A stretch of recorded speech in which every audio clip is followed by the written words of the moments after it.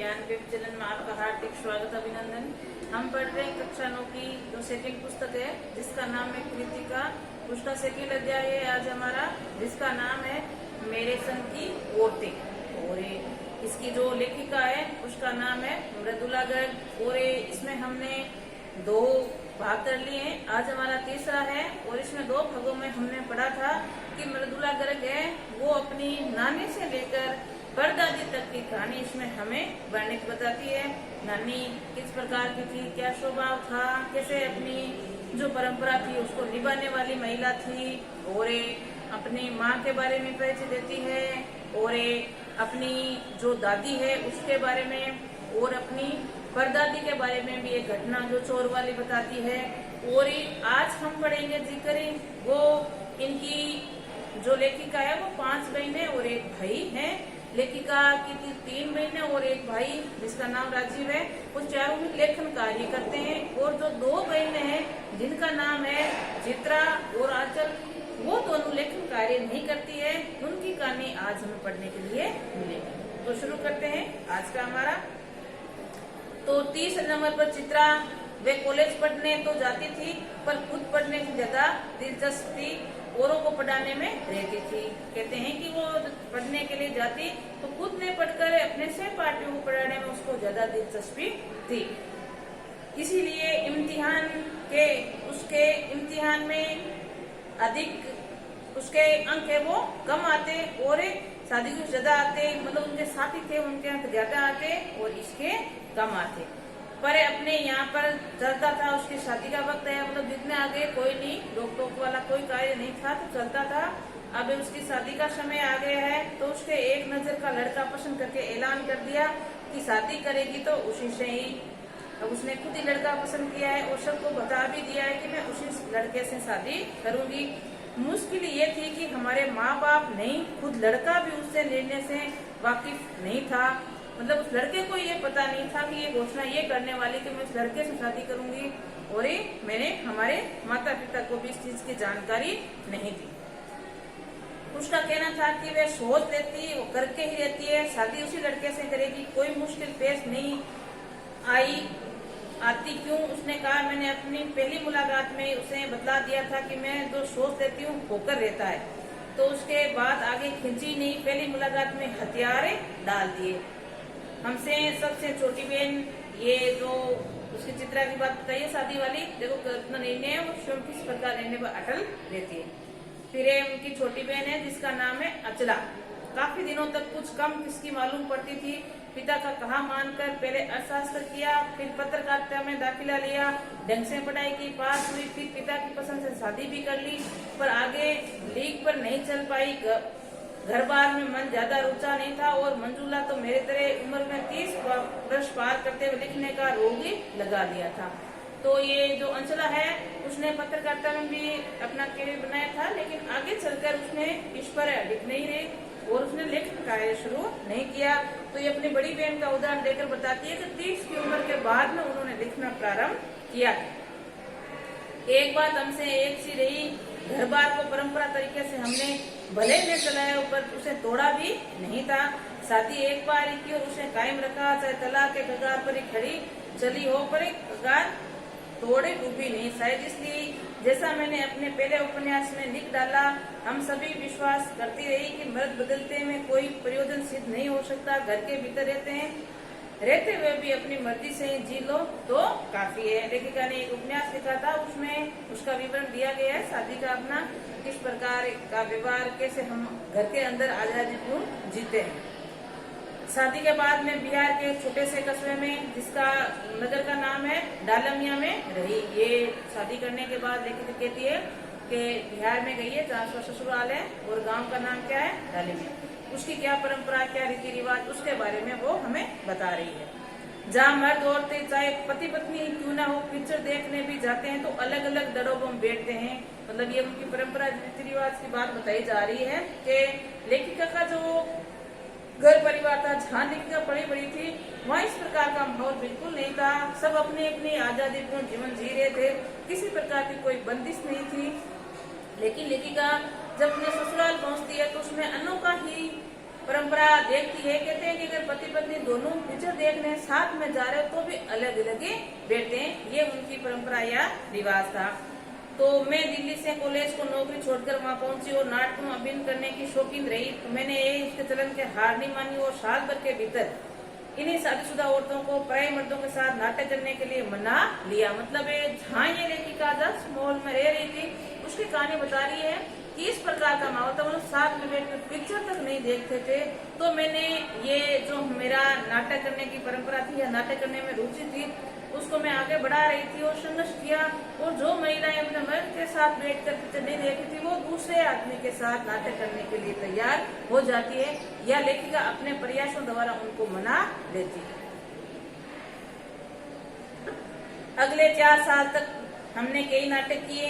अकाल रात कोष के लिए इन्हीं के माध्यम से पैसा भी इकट्ठा किया। लेकिन कहती है कि इस प्रकार के हमने कई नाटक भी किए और उन नाटकों के माध्यम से जो अकाल पड़ा था उसके लिए राहत सामग्री की व्यवस्था भी की थी। लोगों की राय पर मैंने पास के कैथोलिक विपस के दस्तावेज की और उनका मिशन यहाँ पर सीमेंट कारखानों की आर्थिक मदद से हमारे कस्बे में प्राइमरी स्कूल खोल दे। पहले उन्होंने कहा अब लेखिका जहाँ रह रही है वहाँ विद्यालय वगैरह की अच्छी व्यवस्था नहीं है, इसलिए वो एक जो फैक्ट्री है सीमेंट उनके मालिक है उससे कहती है कि आप आर्थिक सहायता कर दीजिए ताकि इस छोटे से कस्बे में एक प्राइमरी स्कूल खोल दी जाए। क्योंकि इस प्रदेश में क्रिश्चियन जनसंख्या कम थी इसलिए वहाँ स्कूल खोलने के असमर्थ थे। मैंने गैर क्रिश्चियन बच्चों को भी शिक्षा पाने लायक सिद्ध करते हुए अपना इसरार जारी रखा। तब उन्होंने कहा कि हम कोशिश कर सकते हैं, बेशक आप हमें यकीन दिलाइए कि वे स्कूल अगले 100 वर्षों तक चलता रहेगा। अब लेखिका आपको पहले जैन एवं क्रिश्चियन के स्कूल वहाँ बिल्कुल ही नहीं था विद्यालय। तो जो सीमेंट कारखाने के पास खुलवाने के लिए जाती है तो वो उनसे वादा लेते हैं कि स्कूल ये अगले 100 वर्षों तक इसी प्रकार चलेगा, तब वहाँ यहाँ स्कूल हम खोल सकते हैं। मुझे गुस्सा आ गया। मैंने कहा स्कूल की छोड़िए, किसी के बारे में यकीन नहीं दिलाया जा सकता कि अगले 100 वर्ष तक चलेगा। तो लेखिका को इस प्रकार की बातें सुनकर बड़ा गुस्सा आया। तो कहते हैं कि ये बात आप स्कूल की कह रहे हो, आदमी के बारे में हम ऐसा नहीं सोच सकते कि अगले वर्ष तक वो चलेगा या नहीं। मैं भी गुस्सा खा गया। बोला खुद का लाभ शुक्र है, बच्चों को नहीं पढ़ पाने की समस्या काफी थी, मेरी नहीं बात करनी थी पर 100% सच भी थी। लेखिका कह रही कोई नहीं, मैं तो जो कोशिश कर रही थी आपके बच्चों के लिए कर रही थी ताकि पढ़कर वो आगे बढ़ सके, लेकिन आपको अगर ये अच्छा नहीं लग रहा है तो कोई बात नहीं। आगे सिर झुकाने ही हमारी बचपन की आदत थी। सो मैंने तय किया कि अब खुद अंग्रेजी हिंदी कन्नड़ तीनों भाषाएं पढ़ाने वाला प्राइमरी स्कूल वहाँ खोलूंगी। तो लेखिका ने एक निर्णय ले लिया है कि कोई नहीं कोई सहायता करे या नहीं करे, लेकिन मैं खुद यहाँ अंग्रेजी हिंदी और कन्नड़ तीनों भाषा सिखलाने वाला प्राइमरी विद्यालय खोलूंगी। कर्नाटक सरकार ने उसे मान्यता भी दिलवाऊंगी। वहाँ के अनेक मेहनती किसके आदमी की मदद से इस व्रत पूरा हुआ। मेरे बच्चे तथा अन्य अफसरों के बच्चे भी इसी स्कूल में पढ़े। बाद में अलग अलग शहरों में अलग अलग खैरात स्कूल में दाखिला भी पाए।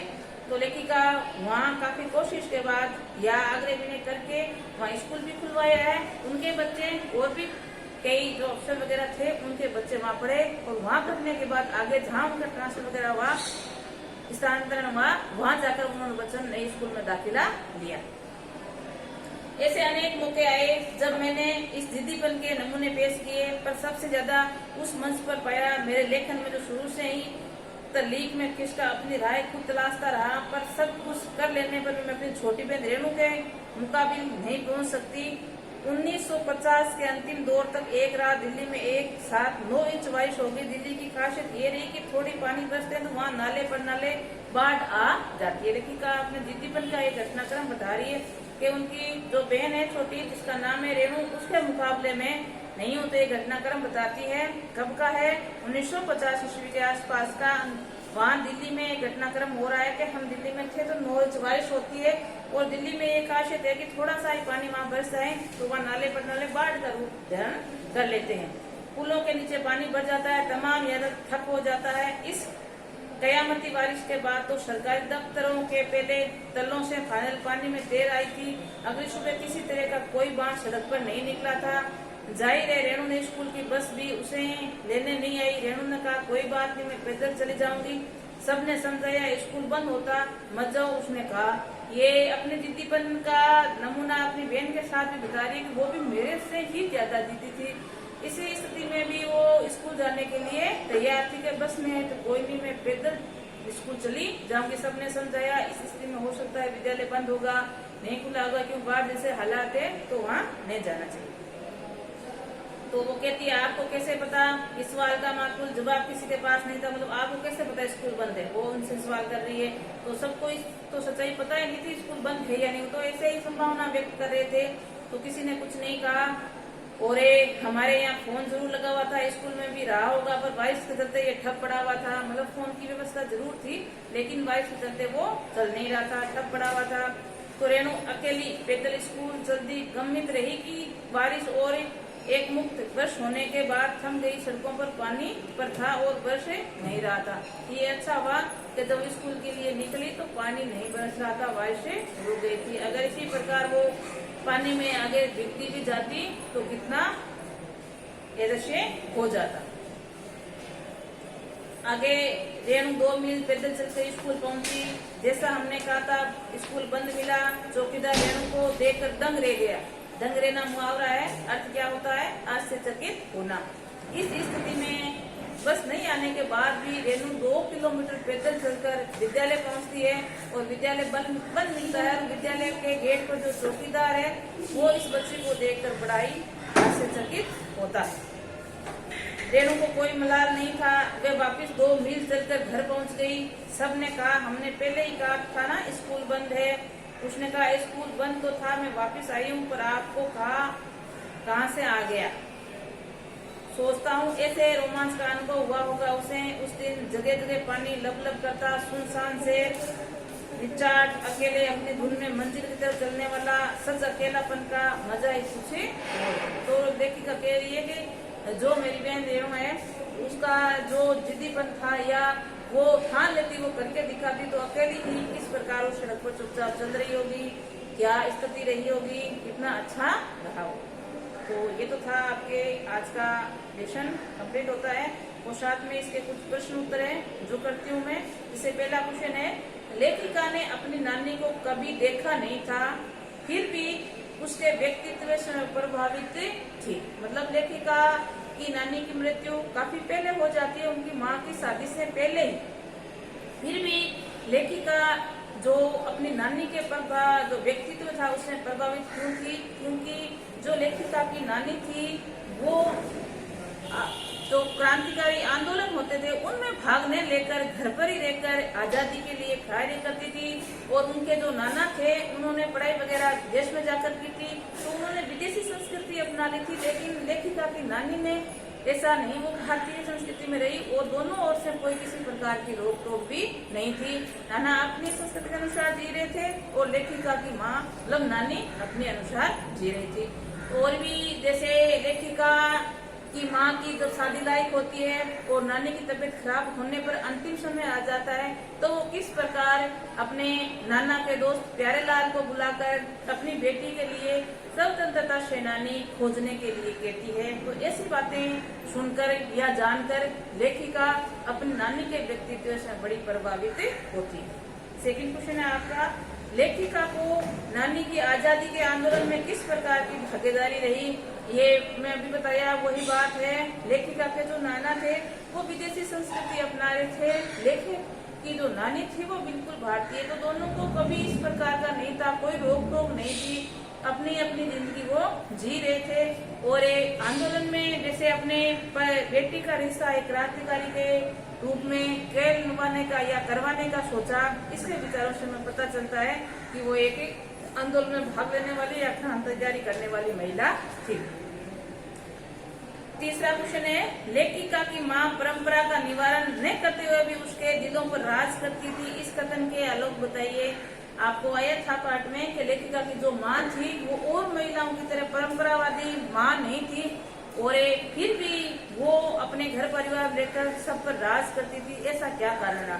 इसमें आपके 2 क्वेश्चन पूछे गए, जिससे पहला पूछा है लेखिका की माँ के व्यक्तित्व की विशेषता बताइए। तो लेखिका की माँ निष्पक्ष और ईमानदार थी और कोई भी गोपनीय बात दूसरों को नहीं बताती थी, ये मुख्य इनकी विशेषता थी। इसीलिए उनका मान सम्मान आदर किया जाता था। और कोई किसी प्रकार की सलाह लेनी थी तो लेखिका की माँ से ली जाती थी और वो सलाह लोक की लकीर मानी जाती थी। इसी में आपका खे है, लेखिका की माँ, लेखिका की दादी के घर के माहौल का सब चित्र वर्णन कीजिए। तो लेखिका की जो माँ है वो और बहू की भांति परंपरा नहीं निभा रही थी, फिर भी लेखिका की दादी थी वो उसे किसी प्रकार की रोक टोक नहीं करती थी और कहती थी कि ये एक नाजुक है, इससे भारी काम नहीं होता, भारी काम करने के लिए हमारे घर में नौकर चाकर और भी कई हैं। तो इस प्रकार की बातों से हमें पता चलता है कि दादी का जो घर माहौल का सब चित्र था वो बड़ा अच्छा या उदार था। इसमें आपका चौथा क्वेश्चन है, आप अपनी कल्पना से लिखिए, बताइए कि जो लेखिका की परदादी थी वो अपनी पोती बहू, मतलब पोते की जो बहू थी उसे बच्चे के रूप में लड़की चाहती थी, ऐसी मन्नत क्यों की। तो हमें लेखिका की परदादी के बारे में ये बातें जानकर बड़ा आश्चर्य होता है कि उस समय की महिला होने के बाद भी वो लड़का और लड़की में बिल्कुल भी भेदभाव नहीं करती थी। इसीलिए उसने अपनी पोते की बहू के लिए बच्चे के रूप में लड़की के लिए मन्नतें मांगी थी और ये मन्नत में कई प्रकार के मंदिर वगैरह वो गई है जिससे उनको लड़कियां। अगला है क्वेश्चन है इसमें आपके, तो पाठ के आधार पर लिखिए कि जीवन में कैसे इंसानों के अधिक श्रद्धा भाव देखा गया। तो इसमें लेखिका ने जितनी महिलाओं की वर्णन बताया है, जैसे नानी का, परदादी का या अपनी माँ का, तो इसमें देखें हम नानी का देखें तो किस प्रकार वो आंदोलन भाग न लेने के बावजूद भी देश के लिए, आजादी के लिए तन्मयता से कार्य कर रही थी। दूसरा हम उसकी परदादी की बात देखें तो परदादी के सामने जैसे वो चोर की घटना आती है तो चोर को बिना डांटे फटकारे कितनी सहजता से उसका हृदय परिवर्तन कर देती है और चोर से वो खेती करने लग जाता है। और माँ की हम देखें तो माँ प्रत्येक जो परंपरा है उसको नहीं निभाते हुए भी सबके दिलों पर राज करती थी। उसका कारण क्या था, उनकी माँ ईमानदार और निष्पक्ष थी, किसी कोई निर्णय लेना वो पक्ष विपक्ष नहीं करती थी और साथ में कोई भी गोपनीय बात है वो किसी दूसरे को नहीं बताती। तो तीनों के व्यक्तित्व को हम देखें तो लेखिका ने ये दर्शाया है। और बहनों के बारे में भी कुछ जिक्र किया है जिसमें कहा है कि हमें हर प्रकार की आजादी थी, जिसमें जो हमने 3 बहनों ने लेखन कार्य शुरू किया और जो 2 बहनें थी उनका जिद्दीपन और लड़कपन भी हमें यहाँ वर्णित मिला था। तो ये था आज का हमारा लेसन, मेरे संग की औरतें का तीसरा भाग आज कंप्लीट हो गया है और साथ में इसके प्रश्न उत्तर भी। तो आज के लिए इतना ही। नमस्कार।